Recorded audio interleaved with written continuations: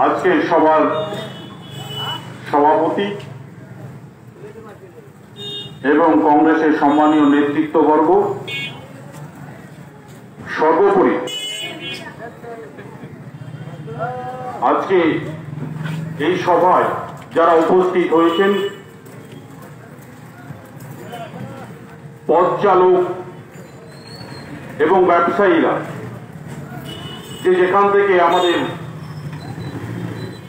সবার বক্তব্য শুনছেন, সকলকে আমার প্রথমেই জাতীয়তাবাদী অভিনন্দন, আন্তরিক ভালোবাসা, নমস্কার ও সালাম। আজকে আপনারা ইতিমধ্যে অবগত হলেন যে সারা পশ্চিম বাংলায় বাজারে বাজারে কংগ্রেস। কেন এই প্রোগ্রাম করতে হলো? কারণ আজকে গোটা ভারতবর্ষ জুড়ে একটি অপরার্থ যে সরকার ভারতবর্ষে বসে আছে, যে সরকার 2014 ক্ষমতায় আসার পর 19-এ পুনর্নির্বাচিত দ্বিতীয়বার সরকার করলেন নরেন্দ্র মোদী সরকার। আর এই সরকার ভারতবর্ষের যে সামাজিক পরিকাঠামো,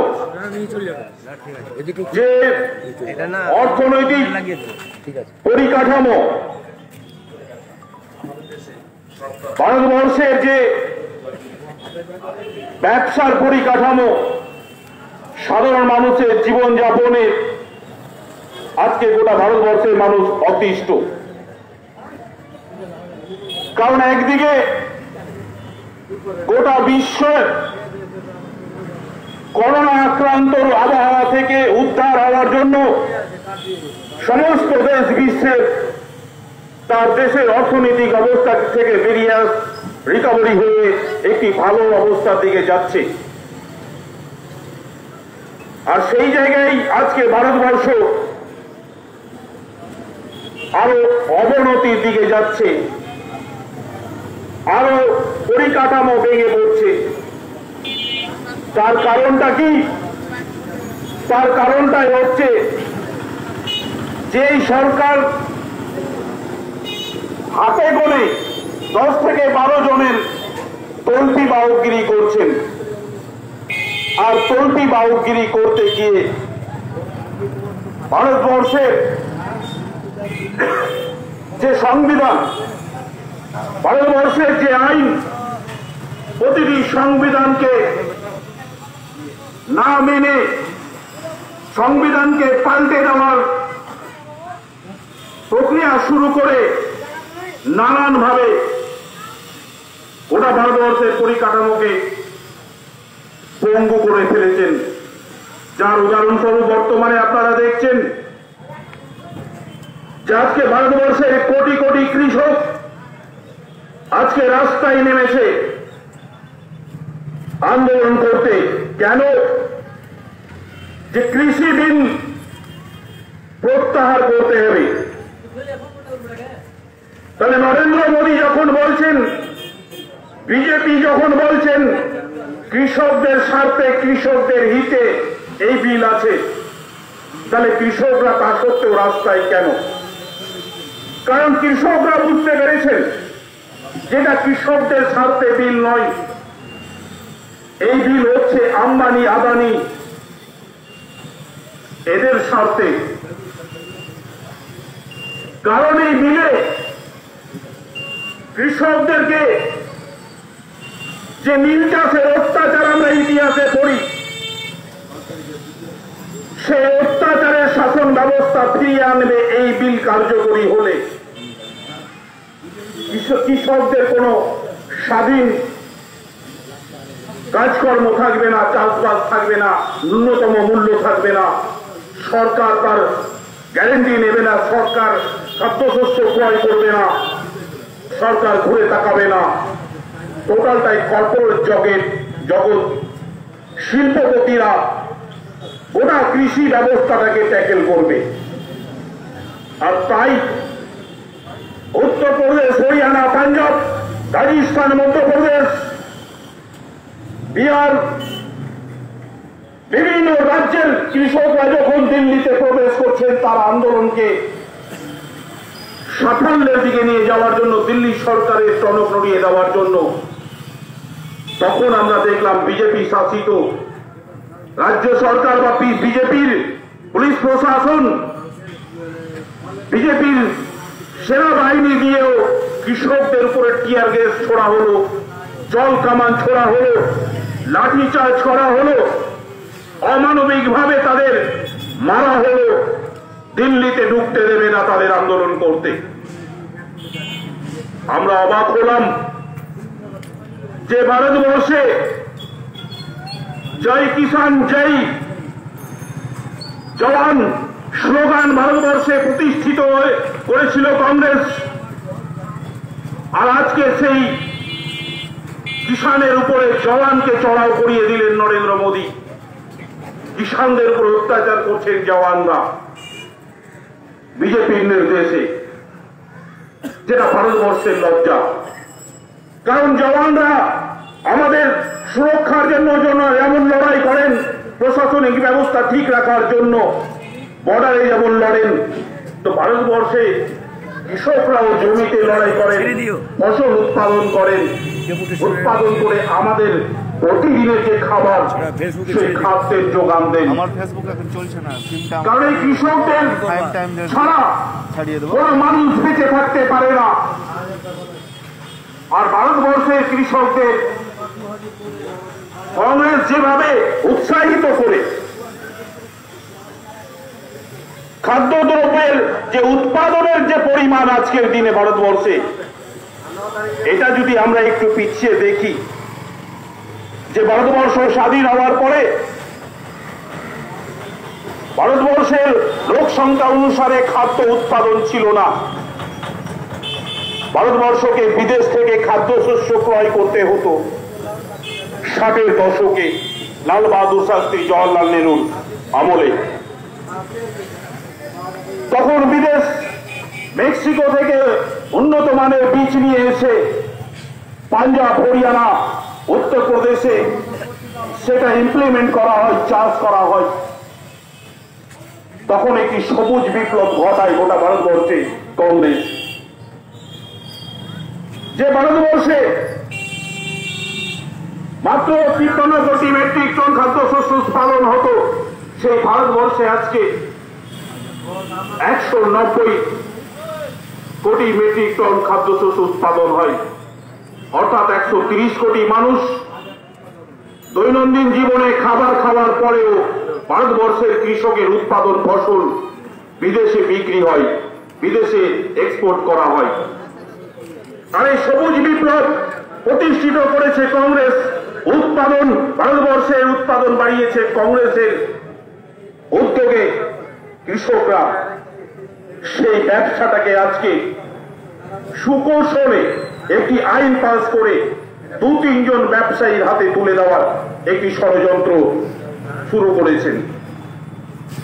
যেখানে কোনো মাঝারি বা ছোট ব্যবসায়ী কেউ কোনো খাদ্যশস্যের ব্যবসা করতে পারবে না। সরাসরি আম্বানি আদানিরা খাদ্যশস্য ক্রয় করবে, তারা বিজনেস করবে। এরকম একটি পরিস্থিতির মধ্যে আজকে ভারতবর্ষ দাঁড়িয়ে। আর তাই কোটি কোটি কৃষক ভারতবর্ষের তার পরিবার নিয়ে আন্দোলনে নেমেছে, এবং সেই আন্দোলন আজকে টনক নড়িয়েছে বিজেপি, নরেন্দ্র মোদী। এবং কৃষকরা যেভাবে পরিষ্কার হুঁশিয়ারি দিয়েছেন যে যতক্ষণ এই বিল প্রত্যাহার হবে না, যতক্ষণ আমাদের নিরাপত্তা সুরক্ষিত করা হবে না, প্রতিটি খাদ্যশস্য নিয়ে যখন সরকার পরিষ্কারভাবে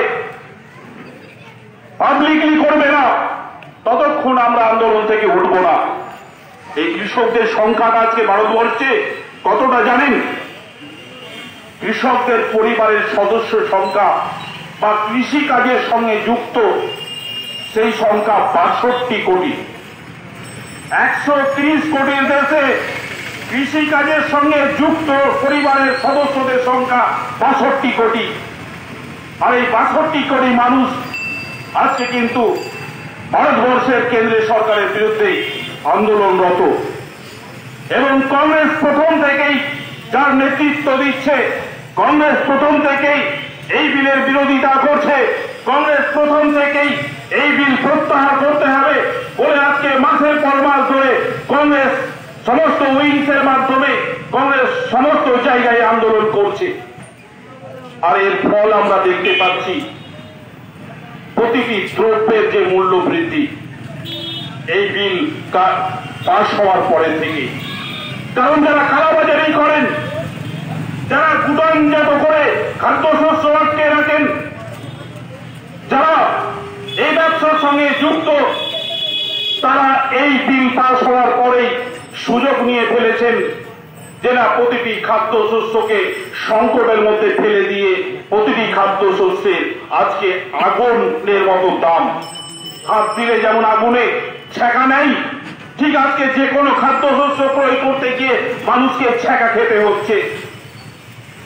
আলু আজকে 50 টাকা কেজির উপরে, 55 টাকা 60 টাকা কিলো।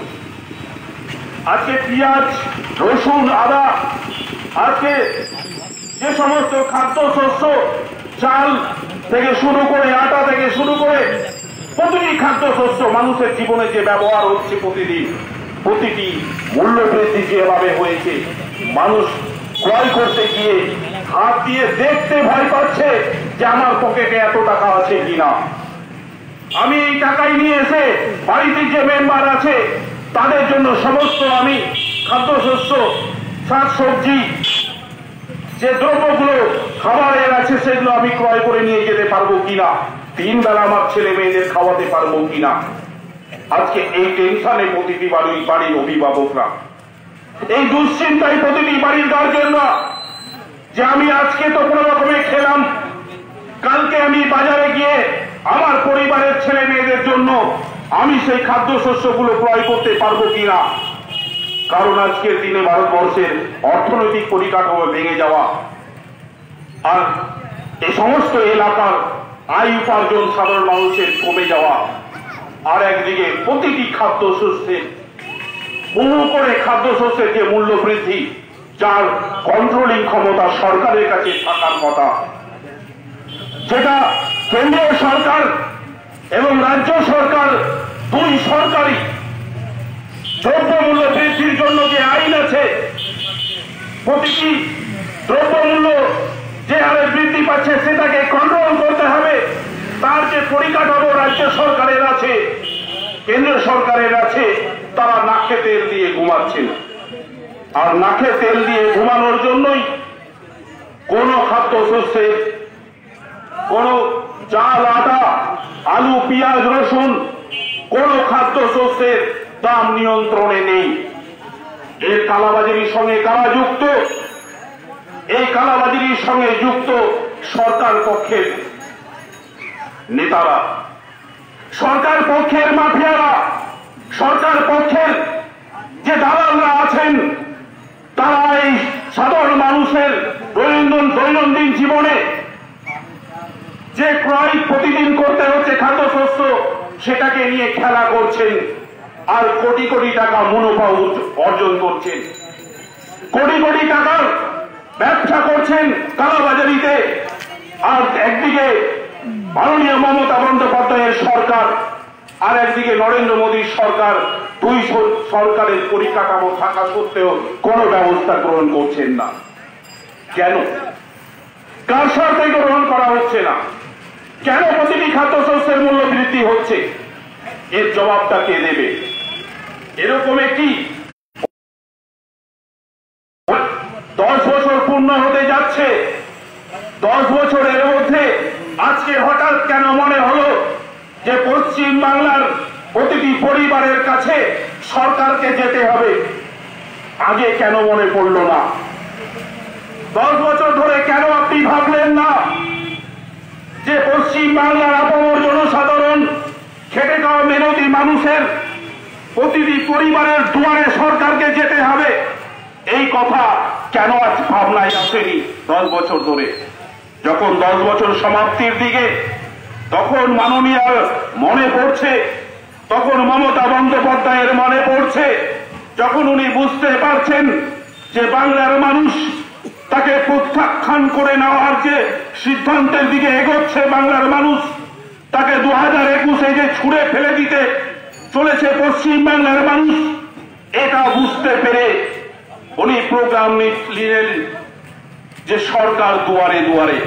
মানুষের কাছে আর মানুষকে সরকারের কাছে যেতে হবে না, মানুষকে অ্যাডমিনিস্ট্রেটরের কাছে যেতে হবে না, মানুষকে প্রশাসকের কাছে যেতে হবে না, মানুষকে ছুটতে হবে না।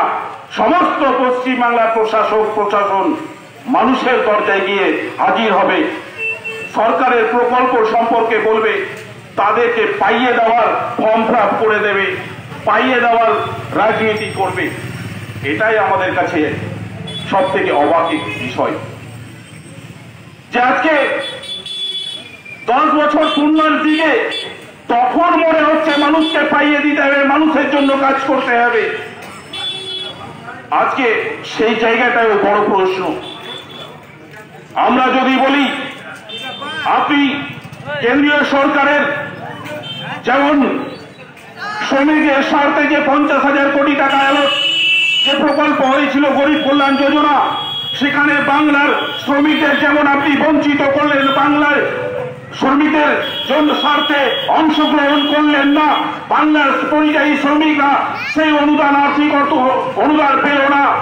ঠিক আপনি যে স্বাস্থ্য সাথী চালাচ্ছেন কেন্দ্রীয় সরকারের, সেই স্বাস্থ্য বীমা, তাতে আপনি অংশগ্রহণ করলেন না কেন? কারণ কংগ্রেস স্বাস্থ্য বীমা চালু করেছিলেন 2014-তে সোনিয়া গান্ধীর নেতৃত্বে। 2014-র আগে যে স্বাস্থ্য বীমা কার্ড অনেকের প্রত্যেকের বাড়িতে আছে, যেখানে মেম্বাররা ফ্রি চিকিৎসা পায়, সেটাকে অনুসরণ করে কেন্দ্রীয় সরকার স্বাস্থ্য বীমা অন্য নাম দিয়ে করেছে। সেটা পশ্চিমবাংলা কেন গ্রহণ করলো না? আর পশ্চিমবাংলা যদি স্বাস্থ্য বীমা সবুজ সাথী চালু করলো, স্বাস্থ্য কার্ড চালু করলো, সেখানে কেন বলা হলো যে 18 বছরের ঊর্ধ্বে নাম নথিভুক্ত হবে না? কারণ একজন বাড়ির গার্জেনের স্বাস্থ্য বীমা কার্ড হবে মায়ের নামে বা বাবার নামে, স্বামী স্ত্রীর নাম থাকবে, বাবা মায়ের নাম থাকবে, শ্বশুর শাশুড়ির নাম থাকবে, আর 18 বছরের ছেলে মেয়ের নাম থাকবে। 18 বছরের ঊর্ধ্বে হলে ছেলে মেয়েদের নাম থাকবে না। তাহলে 18 বছরের ঊর্ধ্বে যারা ছেলে মেয়ে, তারা কোথায় যাবে? তাদের চিকিৎসা ব্যবস্থার কে দায়িত্ব নেবে? তাহলে স্বাস্থ্য যে সাথী কার্ড নিয়ে ফর্ম ফিল আপের, এখন বাড়ি বাড়ি ফর্ম গিয়ে ফর্ম ফিল আপ করার চেষ্টা করছেন, সেটাও একটি নাটক চলছে। যে নাটকে বিধানসভা নির্বাচনের আগে উনি কার্ড ডিস্ট্রিবিউট করতে পারবেন না, স্বাস্থ্য কার্ড, উনি স্বাস্থ্যের পরিষেবা দিতে পারবেন না। আজকে পশ্চিম বাংলার এমনিতেই স্বাস্থ্য বেহাল অবস্থার মধ্যে যাচ্ছে। করোনার আবহাওয়ায় আমরা হাড়ে হাড়ে পশ্চিম বাংলার মানুষ টের পেলাম যে কোথাও সুচিকিৎসা নেই, স্বাস্থ্য পরিকাঠামো নেই। আর উনি স্বাস্থ্য বীমা কার্ড, স্বাস্থ্য সাথী নিয়ে প্রচার করছেন, আর যেখানে 50% মানুষ এমনিতেই বঞ্চিত হয়ে যাবে। কিন্তু যে স্বাস্থ্য বীমা কংগ্রেস চালু করে গেছিল, যেটা কেন্দ্রের নাম পরিবর্তন করে করেছে, সেখানে কিন্তু এরকম কোন বিধি নিষেধ নেই। এরকম অজস্র আজকে প্রকল্পের কথাগুলো দুয়ারে দুয়ারে গিয়ে বলছেন, যেগুলো অজস্র মিথ্যা কথা বলছেন, যে প্রকল্পগুলো মানুষ সুযোগ সুবিধা পাচ্ছে না। হ্যাঁ, আপনাদের অনেকগুলো শ্রী আছে, যতগুলো শ্রী, তার মধ্যে আমরা স্বীকার করি যাহা কন্যাশ্রী হয়তো একটি অন্যতম প্রজেক্ট আপনার ভালো, এটা আমরা স্বীকার করি।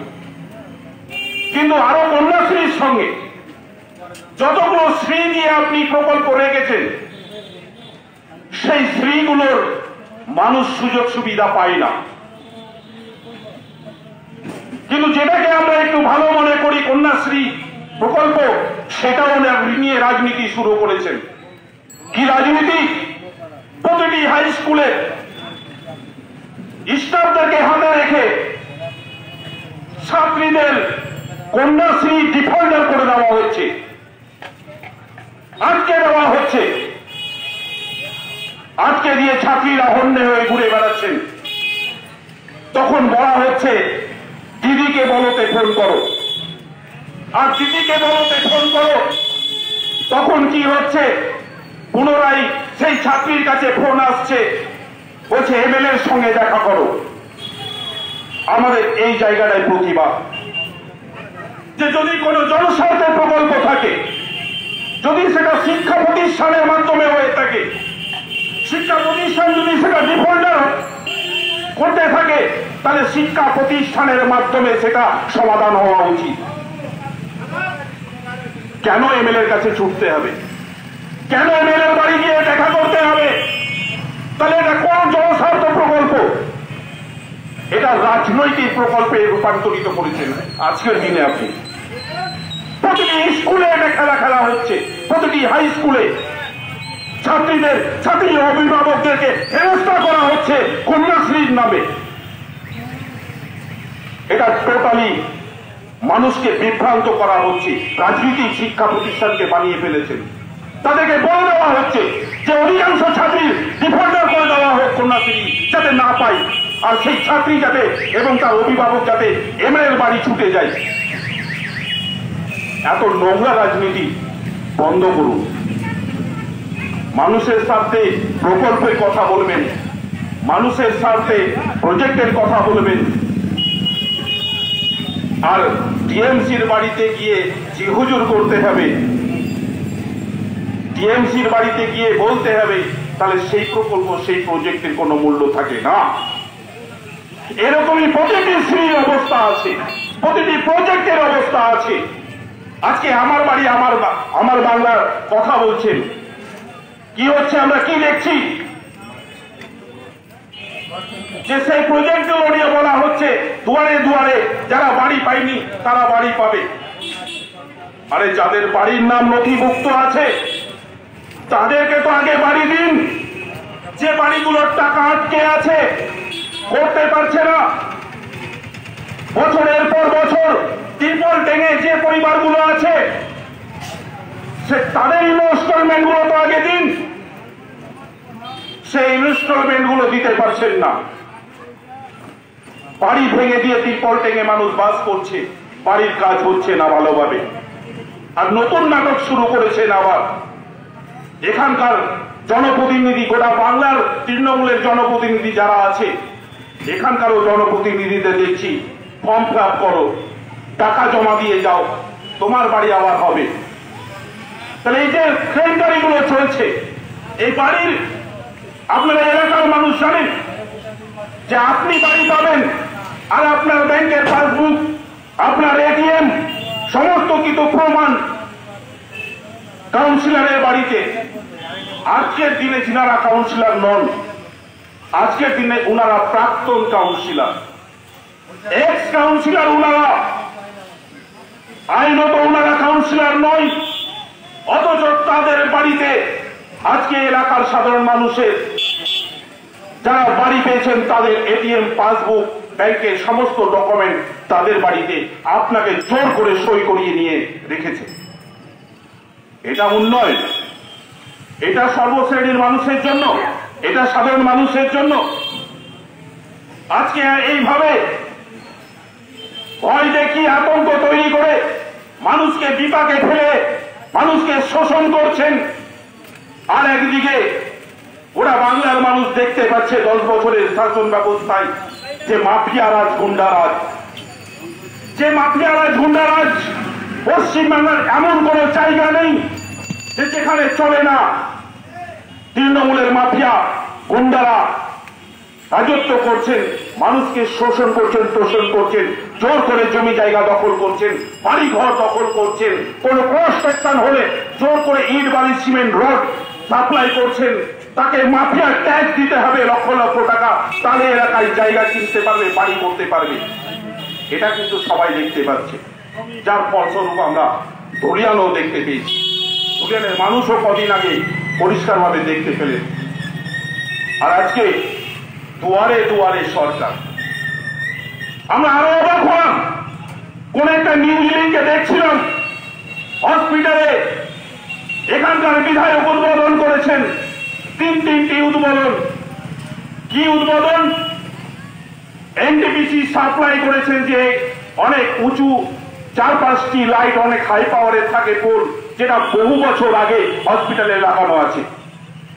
সেটা কোনো কারণে ফল্ট হয়েছিল, হয়তো রিপেয়ার করা হয়েছে, সেই ইলেকট্রিক উদ্বোধন করলেন সেই পোলটা।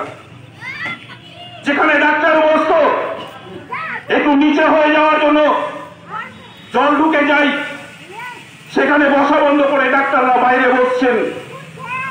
সেই আগের বসার জায়গাটা একটু রং টং করে দেওয়া হলো, তার জন্য সেই রুম উদ্বোধন হলো। অবাক লাগে। এরা ভাবছেন নাকি নিজেকে যে কাজগুলো অনেক আগে হওয়া আছে, অনেক আগে উদ্বোধন হয়ে গেছে, অনেক আগে থেকে সেটা পরিষেবা দিচ্ছে, সেই কাজগুলোই নতুন করে উদ্বোধন করে নিউজ করা হচ্ছে, পোস্ট করা হচ্ছে। এদের মতো বেহায়া পড়া আর অন্য কোন রাজনৈতিক দলকে দেখি না। তাই আমি এদের যে সরকার যে দুয়ারে দুয়ারে যাচ্ছে, আর সাধারণ বাংলার মানুষ প্রতিটি দুয়ারে বাই বাই টাটা বলার জন্য দাঁড়িয়ে আছে, মানুষ বুঝতে পারছে যে আপনার আজকের দিনে দুয়ারে দুয়ারে এসে কোনো লাভ নেই। আপনি 10 বছর ধরে কোন সুস্থ পরিষেবা দিতে পারেননি, শুধু অপশাসন চালিয়ে গেছেন। আজকের দিনে আপনি দুয়ারে এসে আপনার কোনো লাভ হবে না। এবং এই যে বাজারে আগুন চলছে দীর্ঘ 7 মাস থেকে, যে সমস্ত খাদ্যশস্যের আগুন ছোঁয়ার যে দাম, মূল্য বৃদ্ধি যে হচ্ছে, সেটা নিয়ে টিএমসির সরকারের কোনো দিশাহীন অবস্থায় চলছে। সরকার কোনো ব্যবস্থা নিচ্ছে না, কারণ প্রতিটি খাদ্যশস্যের সাপ্লায়ার যারা ব্যবসার সঙ্গে যুক্ত আছে, তারা টিএমসির দালাল, টিএমসির এজেন্ট, টিএমসির কালোবাজারি এরা। তাই সরকার তাদের ব্যবস্থা নিচ্ছে না। তাই কংগ্রেস এই মূল্য বৃদ্ধির প্রতিবাদে পশ্চিম বাংলার অর্থনৈতিক পরিকাঠামো, পশ্চিম বাংলার অপশাসনের যে অবস্থায় দাঁড়িয়ে আছে, বাজারের যে অবস্থা দাঁড়িয়ে আছে, দৈনন্দিন জীবনে যে মানুষের ন্যূনতম খাদ্যশস্য দরকার, সেটা যাতে সুস্থভাবে চলে, সেটার জন্যই আজকে কংগ্রেস গোটা পশ্চিম বাংলায় বাজারে বাজারে সভা করছে, বাজারে বাজারে ঘুরছে। আমরা মানুষকে সজাগ সচেতন ভাবে এগিয়ে আসার জন্য বলছি যে এরা যে ভাঁওতাবাজি শুরু করেছে, আগামী বিধানসভাকে নির্বাচন করে দুয়ারে দুয়ারে আপনারা যেমন অনেক জায়গায় প্রতিক্রিয়া দিচ্ছেন, আমরা সেটা রিপোর্ট পাচ্ছি, আপনারা আরো বেশি বেশি প্রতিক্রিয়া দেবেন এবং তাদেরকে আগামী নির্বাচনে নিশ্চয়ই এর জবাব দেবেন। এবং যে দ্রব্যমূল্য বৃদ্ধির জন্য আমরা মনে করি রাজ্য সরকার দায়ী, কারণ রাজ্য সরকার কোনো পরিকাঠামো থাকা সত্ত্বেও কোনো ব্যবস্থা নিচ্ছে না। এর তীব্র প্রতিবাদ যেমন কংগ্রেস করছে, আপনারা এই ধরনের আন্দোলনে এলাকার সমস্ত মানুষ, সমস্ত বর্ণের মানুষ, সমস্ত শ্রেণীর মানুষ আন্দোলনে সামিল হয়ে আপনারা এই আন্দোলনগুলোকে সাফল্যমণ্ডিত করবেন, এই আহ্বান জানাচ্ছি। এই আহ্বান জানিয়ে সকলকে আবার আমার আন্তরিক ভালোবাসা, নমস্কার, সালাম এবং জাতীয়তাবাদী অভিনন্দন জানিয়ে আমি আমার বক্তব্য শেষ করছি। জয় হিন্দ, বন্দে মাতরম।